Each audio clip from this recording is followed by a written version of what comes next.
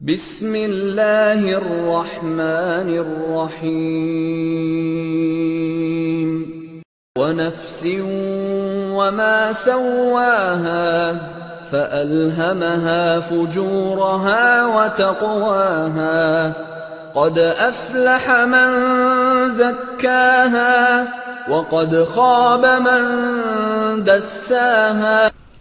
أعوذ بالله السميع العليم من الشيطان اللعين الرجيم. بسم الله الرحمن الرحيم. بنستعين وخير الناصر المعين ثم أفضل الصلاة وأتم السلام على خير خلق الله سيدنا محمد وعلى الطيبين الطاهرين وأصحابه المنتجبين وبعد. Assalamu alaikum wa rahmatullahi wa barakatuh.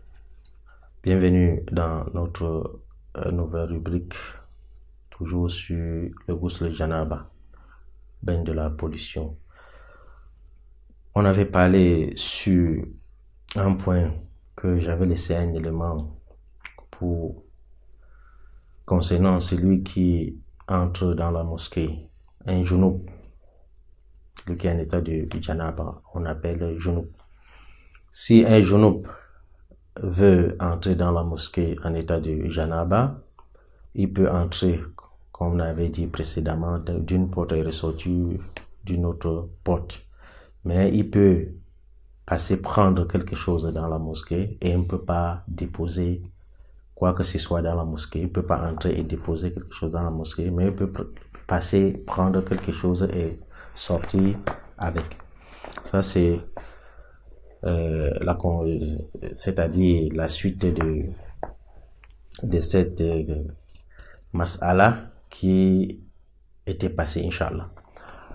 Aujourd'hui, nous passons à une autre chose qui est kayfiyatu al-ghusl. Comment procéder au ghusl de janaba. Comme vous le savez très bien, la première des choses, c'est l'intention, qurbata ilallah, c'est-à-dire l'intention de prendre ce bain pour s'approcher auprès d'Allah subhanahu wa ta'ala.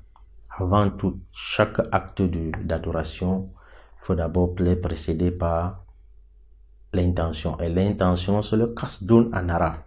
Qasdun, c'est quelque chose qui est interne en soi, c'est interne en soi, donc ce n'est pas obligé de la prononcer. Comment maintenant faire le ghusl janaba? Je vais vous citer un hadith de l'imam Sadiq alayhi salam.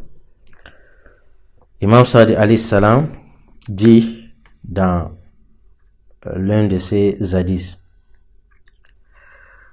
lave d'abord tes mains, ensuite verse avec ta main droite de l'eau dans ta main gauche, puis lave avec ta main gauche ton membre. Après cela, rince ta bouche et aspire de l'eau par le nez. Ensuite, lave ton corps de la tête aux pieds. Tu n'as pas besoin de faire al-wudu, l'ablution, ni avant ni après al-ghusl.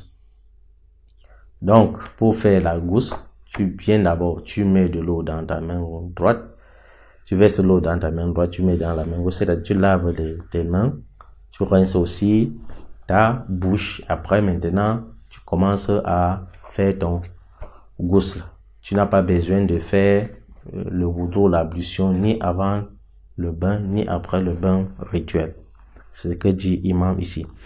Dès que l'eau atteindra une partie de ton corps, celle-ci deviendra pure. Donc, au moment où l'eau touche soit la tête devient pure, soit le côté droit ou le côté gauche, ça devient automatiquement pur. Et la même chose aussi s'applique à quelqu'un qui est en état de janaba, mais qui s'immerge dans l'eau.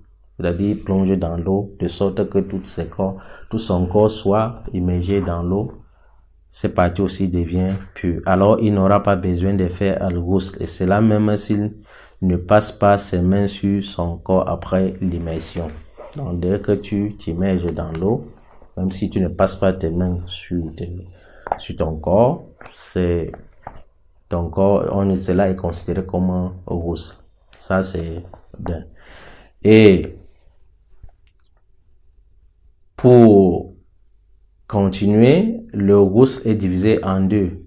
Donc, nous allons voir prochainement ces deux différents ghusl, Inch'Allah. Assalamu alaikum wa rahmatullahi wa barakatuh.